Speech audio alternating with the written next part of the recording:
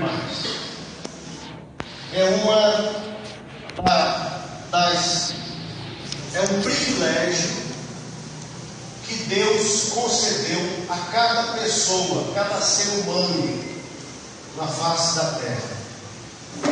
Ele deu a cada pessoa, e o animal não tem essa capacidade, esse privilégio. O que é que Deus nos deu e que nos faz exercitar a liberdade que nós temos? Nós só somos livres por conta desse privilégio que nós temos. Você sabe que privilégio é esse? É o privilégio de nós fazermos escolhas. Todos nós temos e recebemos de Deus a capacidade, a condição de escolhermos, de fazermos escolhas. Que caminho tomar, com quem eu vou casar, a profissão que eu vou trabalhar nela, que eu vou investir nela, o curso que eu vou fazer, a menina que eu vou namorar, o caminho que eu quero andar, o que eu vou fazer da minha vida. Mesmo que isso gere, eu poderia dizer assim, Cristiano, sofrimento para Deus, porque Deus muitas vezes vê o caminho em que os seus filhos, em que as suas criaturas terminam tomando, mas Deus não interfere. Presta atenção comigo. Deus não interfere nessa capacidade que você tem de fazer escolhas, nessa capacidade de você decidir o que você quer da sua vida. Eu estou vendo Maria ali, que coisa boa. Maria que é uma pessoa que gosta demais. Que bom, né? Mesmo é dele, né? Deus não interfere. Deus não interfere, porque Deus não criou marionetes, Deus não criou autômatos, Deus não criou robôs.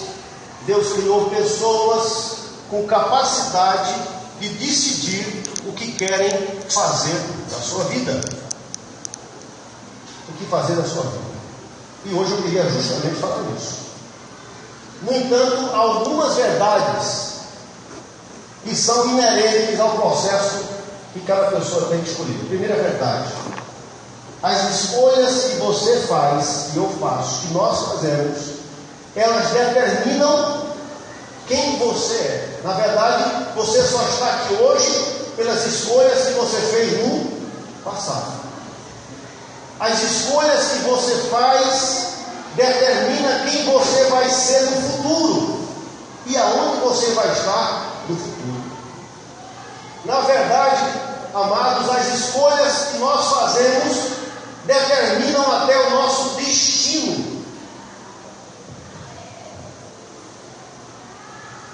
Alguém já disse que não é uma questão de consequências da pessoa ir para o inferno ou ir para o céu.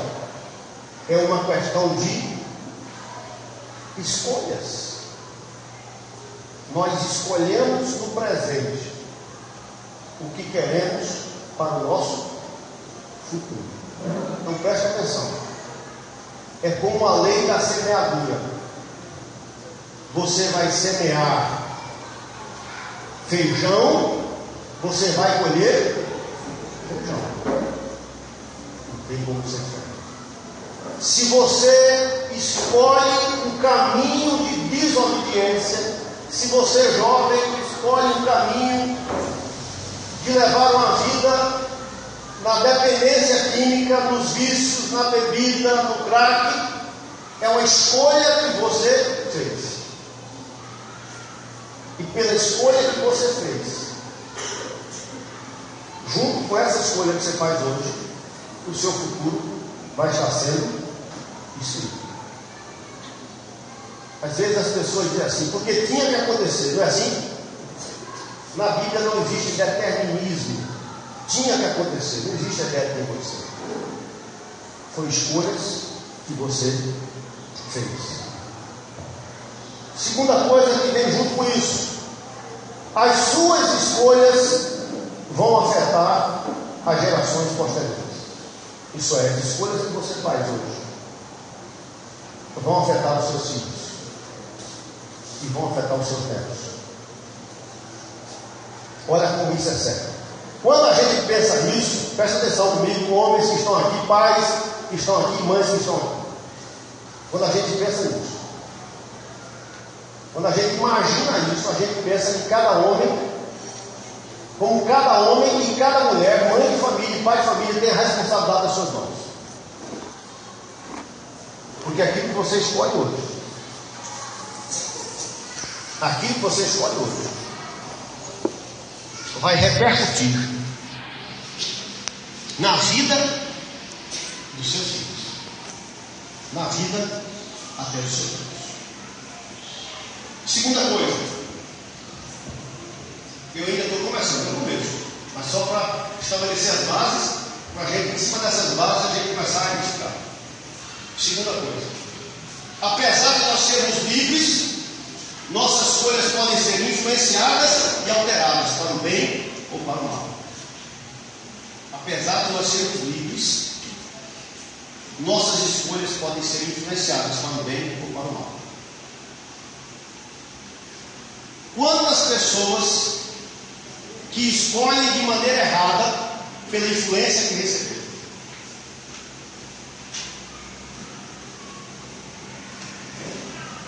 Muitas vezes, Tony, essa escolha é fruto do engano. A pessoa vende uma coisa para você que não é verdade. Você crê que aquilo é verdade. Pela crença enganosa que lhe venderam, você toma uma atitude e você faz uma escolha. E aquela escolha, mais tarde, você vai descobrir que foi uma escolha errada, porque ela foi baseada no falso pressuposto. Ela foi baseada numa verdade, mas numa mentira. Não acontece isso? Acontece. Quando o diabo conversa com Eva no jardim do Éden e diz assim: é assim que Deus disse, não poder comer de toda a árvore que está no jardim. A palavra de Eva disse não. Deus disse que nós poderíamos comer de todas, menos a que está no meio, porque no dia que a gente comer, morre. O que é que o diabo disse? Não. Vocês não vão me correr. Deus sabe que no dia em que abrir, que vocês comerem, os seus olhos serão abertos. O que é que ele estava fazendo? Ele estava vendendo uma falsa ilusão de que Adão e Eva poderiam ser iguais a Deus. Era uma falsa ilusão. Qual era uma ilusão? Toda ilusão que era falsa. Era uma mentira. Na verdade, vocês não vão morrer coisa nenhuma. Vocês podem continuar fazendo errado e podem errar, não vai acontecer nada. Muito bem. Então, mesmo sendo, presta atenção comigo, mesmo eu sendo enganado para escolher errado, a consequência e o resultado não é alterado. A consequência, o resultado não é alterado. Eu posso sofrer lá na frente, e vou sofrer muitas vezes. Quantas pessoas sofrem por ter ido na conversa e dar uma mentira, escolher a mentira, depois ele descobrir que aquilo ali na verdade era mentira, mas não tinha como mais. Então, eu vou colocar alguns textos aqui da palavra, fazer referência a alguns personagens da Bíblia, para tirarmos algumas lições que nós precisamos aprender, que nós precisamos guardar na nossa vida, para que nos ajude na caminhada que a gente tem pela frente, para que nós possamos aprender a fazer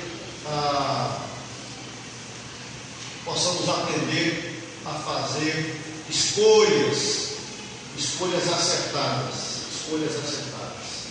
Muito bem. Então, Primeira coisa que eu quero que você guarde: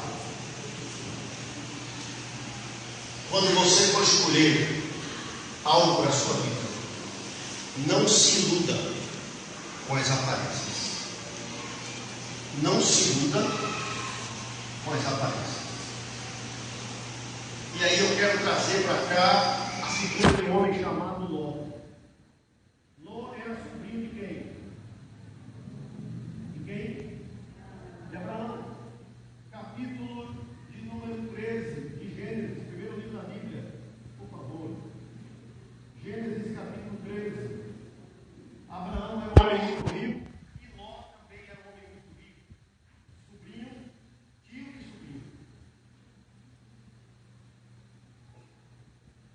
Tio e sobrinho. Versículo de número 7. Houve contenda, 13, 7. Houve contenda entre os pastores do gado de Abraão e os pastores do gado de Ló. E nesse tempo os cananeus e os ferezeus habitavam essa terra.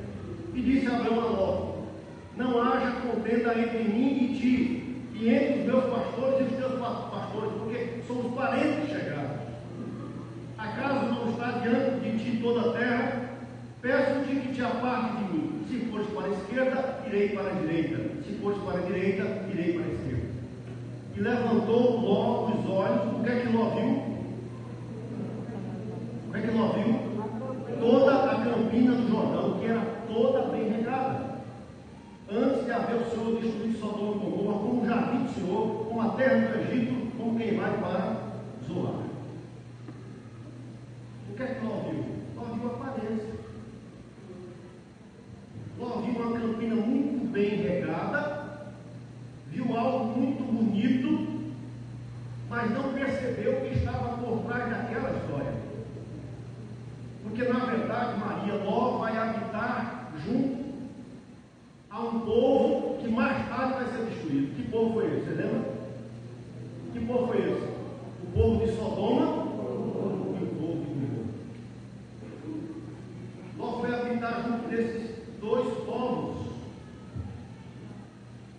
E ele escolheu, está certo? Versículo 11, escolheu para si toda a campina do Jordão. E o versículo 12 diz assim: habitou Abraão na terra de Canaã e Ló nas cidades da campina, e armando as suas tendas até Sodoma. O versículo 13 diz o quê? Ora, os homens de Sodoma eram maus e grandes pecadores contra o Senhor. Quando Ló, presta atenção, toma a decisão, faz a escolha pela aparência de habitar nas campinas do Jordão, isso é, perto de Sodoma e Gomorra, ele não leva em consideração a maldade daqueles homens. Ele não leva em consideração isso. Anos vão se passar, Ló vai enriquecer muito mais. Mas a Bíblia diz que um dia os anjos vão descer à terra, porque a maldade daquele povo tinha sido aumentada de maneira muito grande. E aí os anjos vão visitar a terra. Vocês lembram o que aconteceu? Quando os anjos chegaram na casa de Ló, os dois homens chegaram na casa de Ló, que eram anjos. Quando a porta fechou, o que é que aconteceu? A Bíblia diz que todos os homens da cidade, dos maiores ao menores, bateram na casa de Ló e disseram: olha, nós sabemos que tem dois homens aí que chegaram na cidade. Manda esses homens aqui para fora, porque nós queremos abusar deles sexualmente. Eles queriam ter relações com aqueles homens. Ló chegou até a dizer, por conta da hospedagem hebraica, Ló chegou até a dizer assim: eu tenho duas filhas virgens, ninguém tocou, eu vou dar elas a vocês. E eles disseram: nós queremos esses dois homens. E a Bíblia diz que quando eles partiram para cima da porta, a Bíblia diz que aqueles homens levantaram a mão e cegaram todos os homens da cidade. Eles ficaram passeando e terminaram não encontrando a porta e foram embora. Aquela escolha foi uma escolha baseada não em Deus. Aquela escolha foi uma escolha baseada na aparência. Ló foi mais tarde menosprezado pelos seus futuros genros, Joel logo teve que fugir, deixando para trás tudo que possuía, porque a Bíblia diz que os anjos chegam com ele e dizem assim: olha, junta aqui tudo que você tem aí, sua família, filha, genro, isso porque Deus vai destruir essa cidade. E a Bíblia diz que tudo que ele tinha, de gado, de camelo, de cavalo, de bens, de casa, a Bíblia diz que ele teve que sair fugido, deixou tudo para trás. Viu sua esposa ser transformada numa estátua de sal, porque teve saudade daquela casa e de tudo que deixaram. E por fim, Ló se embriagou e foi marcado pelo incesto pelas filhas, porque na hora que ele estava embriagado, as filhas resolveram ter relações sexuais com ele para gerar, para que houvesse relação. Imagina. E tudo por conta de uma escolha, que foi apenas pela aparência. Alguém já disse que nem tudo que reluz é ouro. Cuidado para você não ir pela aparência. Quantos jovens que se deslumbram por uma moça, olhem para a moça e dizem assim: fica bem chamado. Não olham outra coisa. Não olham como aquela moça trata a mãe, como aquela moça trata o pai. Porque do jeito que ela vai tratar a mãe, ou trata a mãe e o pai, ela vai tratar ele mais tarde. Mas ela nem olha para isso. Ele nem olha para isso. Por quê? Porque o olho dele, os olhos dele estão voltados para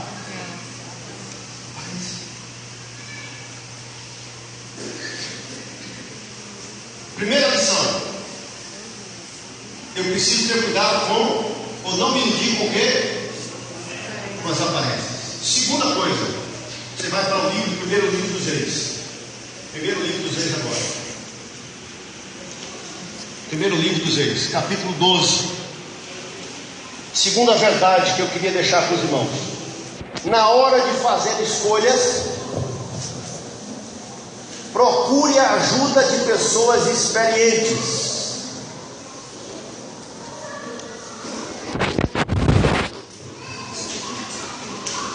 Quando Salomão morre, o rei de Israel morre, Salomão bota o seu filho Roboão para ser o rei no lugar dele.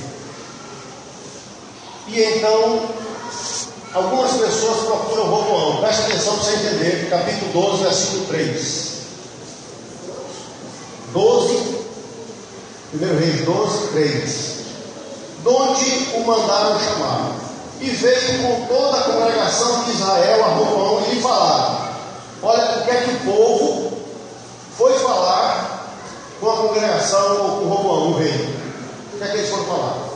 Teu pai fez pesado o nosso jugo, agora pois alivia a tua dura servidão de teu pai e o seu pesado jugo que nos impõe e nós te serviremos. O povo chegou, os líderes do povo chegou para Roboão e disse assim: olha, teu pai colocava muito imposto sobre a gente, a gente pagava muito imposto, o peso era muito grande, o jugo era muito grande.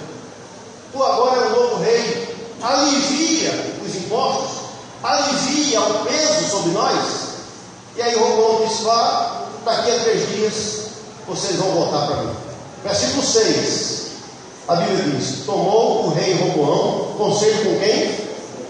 Com os homens idosos, os anciãos que estiveram na presença de Salomão seu pai, quando este ainda vivia, dizendo: como aconselhasse que se responda a este povo? E eles lhe disseram: se hoje te tornares servo desse povo e os servires, e atendendo falares boas palavras, eles se farão teus servos para sempre. Agora, olha, presta atenção, ele escuta o conselho dos idosos, dos anciãos, mas no versículo de número 8 está dizendo que ele despreza, porém ele desprezou o conselho que os anciãos lhe tinham dado e tomou o conselho com quem? Com os jovens que haviam crescido com ele e o serviam. E olha a resposta que os jovens disseram no versículo 10. E os jovens que haviam crescido com ele disseram: assim falarás a este povo que disse: teu pai foi pesado o nosso jugo, mas tu alivia-me sobre nós. assim lhe falarás. Olha o que é que ele vai mandar, os jovens amigos dele vai mandar Roboão dizer: meu dedo mínimo é mais grosso do que os lombos de meu pai. Assim que se meu pai vos impôs jugo pesado, eu ainda vou aumentar. Meu pai vos castigou com açoites, eu vou castigar vocês com escorpiões. E aí ele vai e diz àquele povo, muito bem, versículo 15: o rei, pois, não deu ouvidos ao povo, porque este acontecimento veio do Senhor, para confirmar a palavra. E a Bíblia está dizendo assim, versículo 16: dentro de pois todo Israel, que o rei não lhe dava ouvido, reagiu dizendo: que parte temos nós com Davi? Não há para nós herança do filho de Jessé. As vossas tendas, ó Israel, cuida agora cada um da sua casa. E Israel se foi às suas tendas. Presta atenção comigo. Na época de Salomão, Joel, havia 12 tribos. Havia 12 príncipes que estavam unificados sob as ordens do rei Salomão. Depois dessa história aqui, a Bíblia diz que só a tribo de Judá, Benjamim, as outras 10 tribos se separam de Roboão e vão ficar sozinhos e vão se levantar um novo rei chamado Jeroboão. Mas isso poderia ter sido evitado se ele tivesse dado ouvidos a quem? As pessoas mais extremas. Ele foi ouvir os jovens. Os jovens que cresceram com ele, os jovens que não tinham experiência nenhuma, os jovens que não sabiam de nada. Irmãos, quantas vezes nós erramos, quantas vezes as mulheres erram, tem um problema com o esposo dentro de casa, e ao invés de conversar com a pessoa mais experiente, vai conversar com a vizinha que já casou 3 vezes, já se separou 3 vezes. Aí quando vai conversar com a vizinha diz assim: minha filha, homem é tudo igual, não presta um. O que é que tu está fazendo com ele ainda? E aí ela bota aquela conversa na cabeça e toma a escolha. Quando o esposo chega, diz assim: ó, já estou arrumando as coisas, vou para casa de mamãe. Quando se tivesse e prestasse atenção a uma pessoa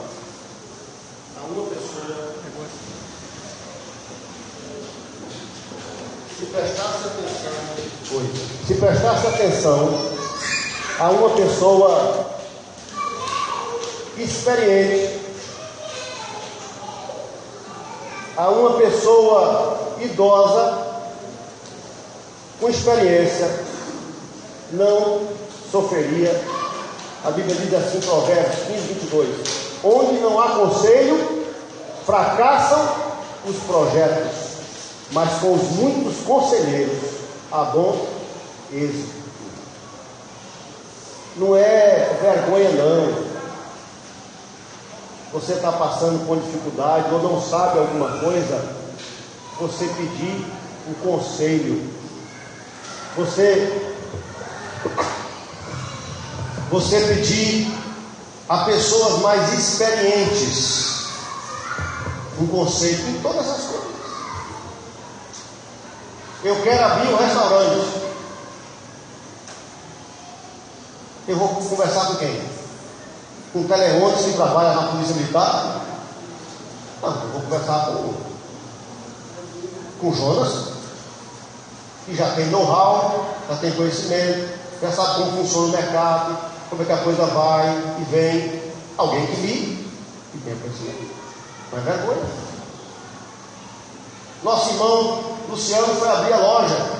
O que é que ele fez de bom? Até hoje ele fala que foi uma coisa boa que ele fez. Procurou Sebrae, procurou Sebrae, se orientou, pessoas que sabem mais do que ele. Porque a Bíblia diz: o ferro com o ferro, como é que é o resto? O ferro com o ferro se afia. Quando a tesoura está cega, o que é que você faz? Amola com o quê? Com outro ferro, com esmeril. Às vezes sozinho a gente não tem condição. Mas com o outro, ó, a gente fica afiado. Quer dizer, o que é ser afiado? É estar pronto para uso. Segunda lição. Presta atenção. Procure ajuda de pessoas que possam, que sejam mais experientes, que possam te trazer uma palavra de experiência, fruto da relação dela com Deus. Terceira coisa que eu queria chamar a atenção: não se deixe, nas escolhas que você for tomar, não se deixe levar pelas paixões. E a Bíblia fala de um homem que é um ícone nessa área. A Bíblia fala de Davi, lembra? 50 anos de idade, para 51 anos de idade, Davi, um homem segundo o coração de Deus. Uma tarde, ele, no terraço dele, ele olhou para o outro terraço e viu Batseba, a mulher do seu general, tomando banho. E ele se deixou levar pelas emoções, pelas paixões de dentro dele. Toda vez que a gente se deixa levar pelas paixões, a gente escolhe errado. Toda vez. Toda vez que a gente se deixa levar pela carnalidade, nós escolhemos errado. E a Bíblia diz que ele era rei e mandou buscar a mulher. E ela veio, não tinha como fazer. O general estava na guerra e ela sozinha estava. Só que o que ele não contava é que ela engravidasse. E ela engravidou. E ela disse: olha, eu estou grávida. E aí começa a história desse homem, que vai fazer de tudo para impedir que descubram o pecado dele. Ele vai mentir até chegar ao ponto de matar. Irmãos, prestem atenção comigo. Eu vou elencar aqui 6 coisas que aconteceu por conta dessa escolha errada que ele tomou. Primeira coisa: infidelidade conjugal. O profeta Natan vai dizer assim: olha, vai vir outro e vai pegar 2 esposas e vai fazer em público o que tu fizeste escondido. Fidelidade conjugal. As escolhas que ele tomou. Segundo, ele vai perder um filho. O filho que nasce da relação dele com Batseba, ele vai chorar, vai pedir a Deus, mas vai nascer morto. Dentro da casa dele vai haver um estupro entre irmãos. Estupro entre irmãos. Depois desse estupro vai sair um ódio entre irmãos, a ponto de haver morte, assassinato. Mais tarde, Absalão, que era filho de Davi, se insurge, se rebela contra ele, a ponto de Davi ter que fugir do palácio e deixar ele como rei. Tudo isso por conta da escolha que ele fez errada, se deixando levar pelas suas paixões.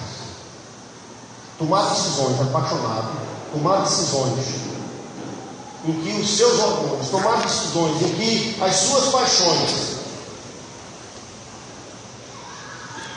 controlam e influenciam você a tomar decisões erradas. Um outro homem na Bíblia, vocês todos vão lembrar, Sansão. Sansão olhou para Dalila. Dalila era uma prostituta. A Bíblia diz que o coração dele se afeiçoou. Ele escolheu a pessoa errada. E foi essa pessoa que destruiu a vida dele. Sim ou não? A mulher, a Bíblia diz que no finalzinho, Marlene vai colocar ele no colo. Ele vai deitar a cabeça dele no colo dela. E ela vai chorar e dizer assim: tu me disse para mim tantas vezes. Porque ela já estava mancomunada com os príncipes dos filisteus. O príncipe filisteu já tinha dado muito dinheiro a ela para descobrir qual era o segredo de Sansão. E cada vez ele dizia uma coisa e não era. Cada vez ele dormia, ela fazia. Quando ela gritava: os filisteus vêm aí, ele se levantava e matava tudinho. Por fim, ele disse: olha, eu não aguento mais. Você mentindo para mim, você não me ama. Aquela conversa, você não me ama.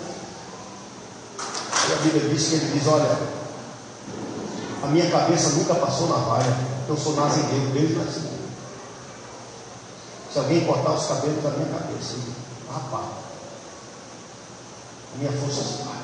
E ela fez isso. Ele dormiu. A escolha que ele tomou foi uma escolha errada. A Bíblia diz que quando ele se levantou para fazer do mesmo jeito, ele estava sem força, porque a comunhão dele com Deus tinha se quebrado. O compromisso dele com Deus quebrou. E a Bíblia diz que os filhos de Deus fizeram o quê? Furaram os olhos de Sansão. Sansão vai morrer, certo? Sansão era um juiz em Israel, cheio da presença de Deus, mas vai morrer certo.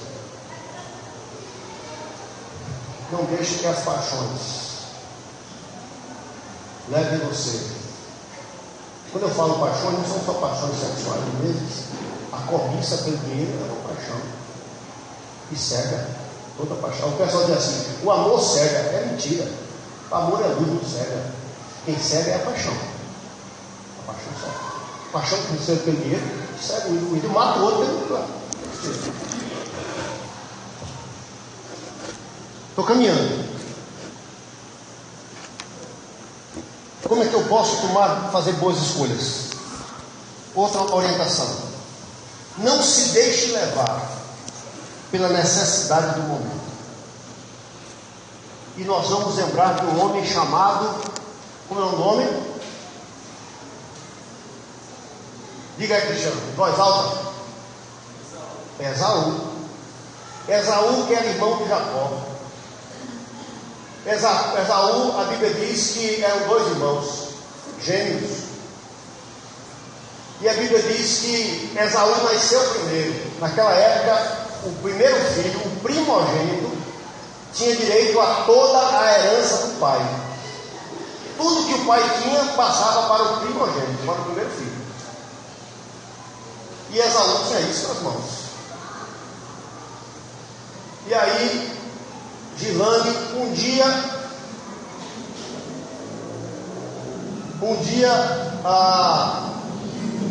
Jacó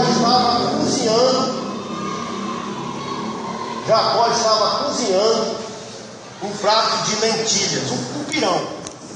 Vamos falar assim, uma quiabada. Uma coisa tão barata naquela época. Prato de lentilhas. Estava cozinhando. Chegou Esaú. A Bíblia diz que Esaú estava morto de fome. Não se aguentava. E ele chega para o irmão branco e diz assim: me dá um pouquinho aí desse prato, desse cozinhado. Sabe o que é que Jacó diz? Agora ele faz outra. Você me dá o seu direito de primogênito, você me dá toda a sua herança, e eu lhe dou o cozinhado. Joel era toque justo, ele ia pegar toda a herança dele, por um prato, uma quiabada. Imagina. Mas Sandro, qual era a necessidade primeira de Esaú? Sabe o que é que ele diz na Bíblia? Eu estou a ponto de morrer de fome, de que vai me servir a minha herança? E hoje eu estava reunido com os irmãos do almoço, e nosso irmão do Senhor disse assim: eu nunca vi ninguém morrer de... Foi do Senhor que disse? Foi do Senhor. Eu nunca vi ninguém morrer de fome, eu estou ligando. A gente passa mal, fica bom. Cara, mas morrer de fome, nunca vi. Quer dizer que ele exagerou. Mas ele fez uma escolha baseada em uma necessidade temporária e momentânea.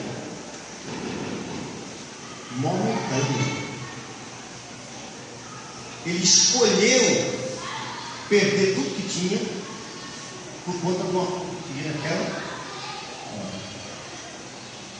E amados, eu vou dizer uma coisa a vocês. A Bíblia diz que aquele homem iria receber toda a herança do pai, de lugares férteis e muita coisa. A Bíblia diz que quando ele chega para o pai, diz: pai, me abençoe, porque eu não tenho uma bênção para ti. A bênção eu dei toda para o teu irmão. E pai, uma coisinha nada, disse: não tem. Mas me abençoe, que sempre está bom. A tua morada vai ser longe dos lugares fértil da terra. Quer dizer, vai morar onde não dá nada. E a Bíblia diz que Esaú vai morar, sabe onde? Ele vai morar nas cavernas de um lugar chamado Betel, onde vai morar os edomitas, onde não se plantava para dar nada, não se criava nada. Por quê? Porque ele fez uma decisão, fez uma escolha da hora. Muitas vezes o diabo chega para a gente com uma coisa em cima da hora, ouvida agora, que assim, às vezes acontece. Desconfie dessas coisas. Desconfie dessas coisas. Principalmente quando você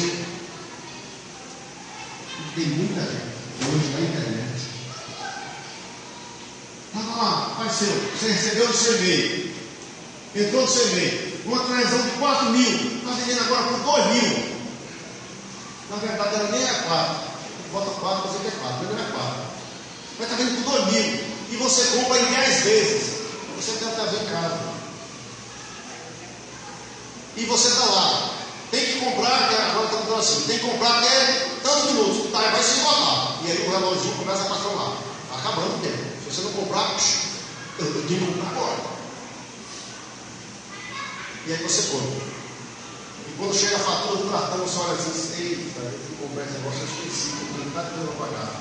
Aí você já não paga a fatura completa, você vai pagar o mínimo. Aí vem uma historinha de 15% de juros em cima do cartãozinho. Você está assistindo na Joãozinha bonitinha, vai com a cabeça fervilhando da dívida que tem que pagar. Não é assim? Daqui a pouco você não paga. Aí o administrador do cartão liga para você. Fulano de tal é. Não, porque eu vendo que está vivo, seu Deus.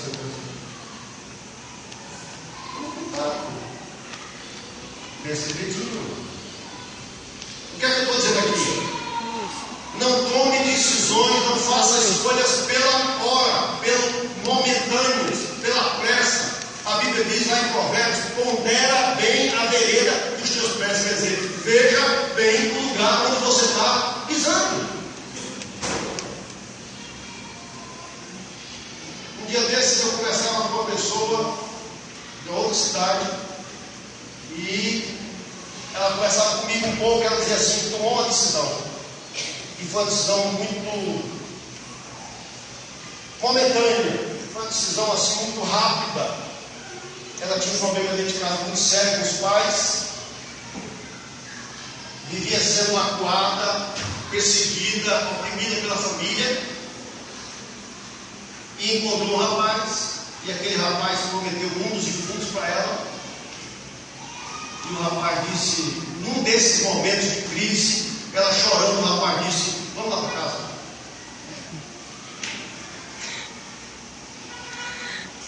E ela olhou e disse: aquela é uma coisa para você. Segurar lá. Alguns meses depois ela tem separado dele, porque ela descobriu que era melhor ter terminado depois de um tempo. Multiplicou o problema que ele tinha. E ela conversava comigo desse pastor. Que besteira que foi isso. Que besteira que foi isso. E o pior que dessa besteira, na verdade, não foi. Pode ser pior, não é seu filho, né? Mas um pouco tempo com o filho, toda a situação com o filho. Então, cuidado.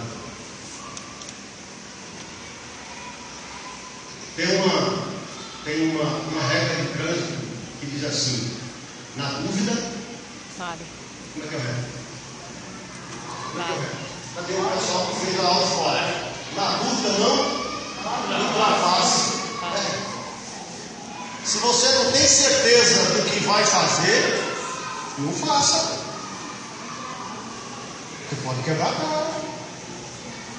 Se você olhou e está na dúvida se o carro vai ou se dá tempo de ir para entrar e o outro carro vir, se não está conseguindo enxergar direito, porque está vendo, não vá, não, na dúvida. Não, tem muita gente que na dúvida foi e se atacou. Pensa direitinho que você vai. Como também tem muitas pessoas que esquentaram a cabeça com o esposo ou com a esposa em casa, a cabeça esquentou, e o que é que ele faz? Solta os cachorros e ó, vai para casa. Mamãe vai para você para onde? Às vezes mamãe e papai não têm sabedoria, fica aqui, meu filho. Às vezes precisa. Olha, veja, há situações de agressão, há situações de morte, há situações que realmente cabem, mas há situações que a mãe entra na história, daqui a pouco a filha está com raiva da mãe e dando conta ao esposo. Não, eu estou mentindo. Não, coisa assim. Esquentou a cabeça. Pense no que você vai fazer. Pense no que você vai fazer. Não tome decisões levadas pelo momento. Estou terminando. A penúltima: não despreze a direção de Deus. Deus chegou para Jonas e disse assim: Jonas, levanta-te, dispõe-te e vai a Nínive e clama contra ela. Jonas tinha uma orientação que Deus tinha dado a ele. A Bíblia diz que Jonas se levanta, se dispõe, mas resolve fazer o quê? Resolve ir para Tarsis, que é justamente o contrário, o lado contrário de Nínive. Lembra o que aconteceu? A Bíblia diz que veio uma tempestade, quase que Jonas morre. Depois que Jonas é jogado no meio do mar, vem um peixe que engole Jonas. Quando Deus nos diz o que tem que fazer, irmãos, presta atenção, eu tenho dito aos irmãos isso continuamente. O que é que você sabe? Presta atenção comigo, irmãos. O que é que nós sabemos da nossa vida? O que é que você sabe que vai acontecer na sua vida amanhã? Nada. Você pode nem acordar amanhã. Mas eu tenho o Senhor Deus, Ele conhece a minha história antes dela ser escrita. Ele sabe o começo e o fim dela, sem ela ter chegado ao fim. Se Ele sabe o começo, o meio e o fim, e Ele sabe que determinados caminhos que eu vou tomar são caminhos que eu posso até achar bom, mas o final deles vai ser de sofrimento, e Deus diz assim: filho, esse caminho está errado para você. Não despreze a direção de Deus. Não despreze o que Deus está dizendo para você. Salmo 32 diz assim: não sejas como o cavalo ou a mula sem entendimento, que precisam de freios e cabrestos. Não despreze a direção de Deus. Meu irmão, quando Deus diz a você o caminho é esse, não é porque Deus é arbitrário, não é porque Deus quer tirar a tua liberdade, não é que Deus quer tolher os teus movimentos, mas é porque Ele te ama e Ele sabe que o caminho que Ele indicou para você é o melhor para você. O fim vai ser o melhor para você. Ele não faz isso porque Ele te odeia. Ele não faz isso porque Ele não quer ver o seu bem, a sua felicidade. Ele faz isso exatamente porque Ele quer ver você bem. Escute Deus. É por isso que o Salmo 37 vai dizer assim: entrega o teu caminho ao Senhor, confia nele, deixa que Ele faça, deixa que Ele te conduza. Amados, presta atenção, todos que estão aqui comigo são adultos. Nas muitas vezes que nós quebramos a cara porque deixamos de ouvir a Deus. Nós quebramos a cara porque resolvemos fazer o que nós queríamos fazer. Isso não é perder a minha liberdade e capacidade de escolha. É eu confiar que tem um que sabe mais e muito mais do que eu, que consegue ver o fim dessa estrada sem eu ter chegado nela ainda.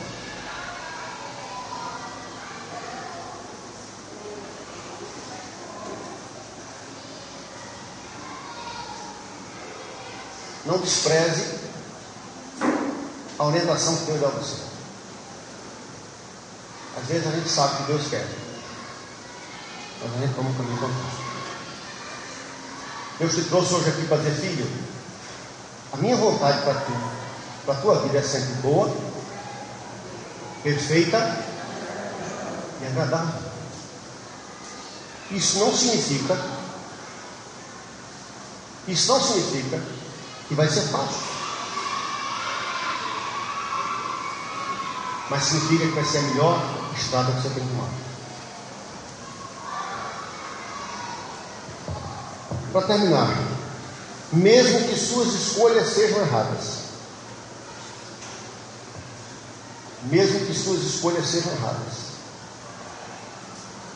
em Deus há sempre a possibilidade de você voltar atrás. Aquele filho pródigo, lembra?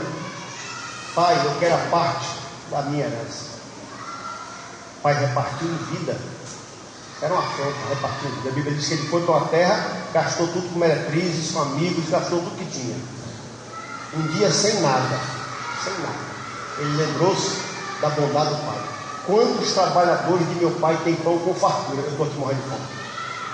Eu vou voltar e vou ter com meu pai. Pai, me perdoa. Eu pequei diante de ti, contra o céu diante de ti. Eu nem sou digno de ser chamado teu filho. Mas ele fez uma escolha certa, de voltar para a casa do Pai. Presta atenção comigo. Na casa do Pai, você sempre vai encontrar acolhida, perdão. Isso não significa que as consequências da sua escolha vão ser apagadas. Não significa. Mas significa que você vai ter perdão, que você vai ter conforto, que você vai receber força, que você vai receber a possibilidade de começar uma nova história da sua vida. Hoje de manhã nós falamos sobre Raabe. Raabe era prostituta quando o povo Deus entrou em Jericó. Era prostituta, com tantos ídolos, tantos deuses, mas ela se voltou para Deus, e Deus reescreveu a história dela, a tal ponto que a Bíblia diz que ela chegou a ser a ancestral de Jesus. Ela chegou a ser a tataravó de Salomão. Imagina, porque Deus tem um poder, mesmo com as escolhas erradas que nós fazemos, de nos pegar.